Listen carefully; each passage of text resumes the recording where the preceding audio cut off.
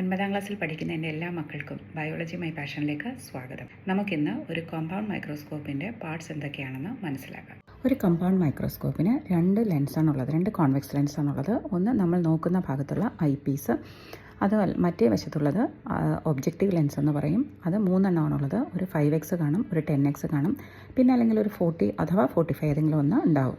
ഇതിനെ തമ്മിൽ കണക്ട് ചെയ്തിട്ടുള്ള ഒരു ട്യൂബുണ്ട്, അതിനെ പറയുന്ന പേരാണ് ബോഡി ട്യൂബ്.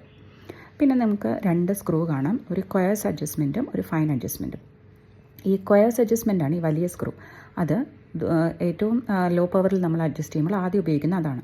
പിന്നെ ഹൈ പവറിൽ കൂടുതൽ ഫൈൻ ട്യൂണിങ് വേണമെന്നുള്ളപ്പോഴാണ് നമ്മൾ ആ ചെറിയ അഡ്ജസ്റ്റ്മെൻറ്റ് ഉപയോഗിക്കുന്നത്. അത് കഴിഞ്ഞിട്ട് പിന്നെ വരുന്നത് നമ്മുടെ ആമാണ്. ആമെന്ന് പറയുന്നത് നമുക്ക് മൈക്രോസ്കോപ്പിനെ ഹാൻഡിൽ ചെയ്യാനായിട്ട് എടുക്കാനൊക്കെയുള്ള ആ ഒരു ഹാൻഡിലാണ്. പിന്നെ അതിന് താഴെ വരുന്നത് ഒബ്ജക്റ്റീവിന് തൊട്ട് താഴെയായിട്ട് ഒരു സ്റ്റേജ് ഉണ്ട്. ആ സ്റ്റേജിലാണ് നമ്മൾ സ്ലൈഡ് വെച്ച് നോക്കുന്നത്. ഈ സ്ലൈഡ് ആ സ്ഥലത്ത് ഫിക്സ് ചെയ്തിരിക്കാൻ വേണ്ടിയിട്ട് 2 സ്ലൈഡ് ക്ലിപ്സും നമ്മൾ വെക്കുന്നുണ്ട്. അതിൻ്റെ താഴെയായിട്ട് വരുന്ന ഡയഫ്രമാണ് ഏറ്റവും ഇമ്പോർട്ടൻറ്റ്. അവിടെ ഒരു കണ്ടൻസർ ലെൻസ് ഉണ്ട്. അതാണ് ഈ ലൈറ്റിനെ കളക്ട് ചെയ്ത് ഫോക്കസ് ചെയ്ത് സ്പെസിമെനിലേക്ക് നമുക്ക് വെളിച്ചം തരുന്ന ഒരു പ്രൈമറി കോമ്പോണൻ്റ് എന്ന് പറയുന്നത്. അതിൻ്റെ താഴെയായിട്ട് നമുക്ക് ഒരു മിററുണ്ട്. മിററിൻ്റെ മറുഭാഗം കോൺകേവ് ആണ്.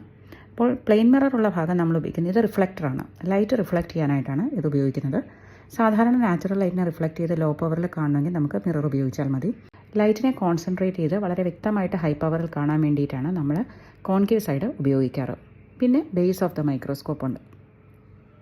ഇനി നമ്മൾ ഐ പീസ് 10x ആണ് എടുക്കുന്നത്. ഒബ്ജക്റ്റീവ് 10x ആണെങ്കിൽ അതിൻ്റെ ഓവറോൾ മാഗ്നിഫിക്കേഷൻ എന്ന് പറയുന്നത് 100 മടങ്ങാണ്, 100 ടൈംസ്. അതേസമയം ഐ പീസ് 10ഉം ഒബ്ജക്റ്റീവ് ലെൻസ് 40 എടുത്താലോ 400 മടങ്ങ് വലുതായിട്ടാണ് നമ്മളിത് കാണുന്നത്.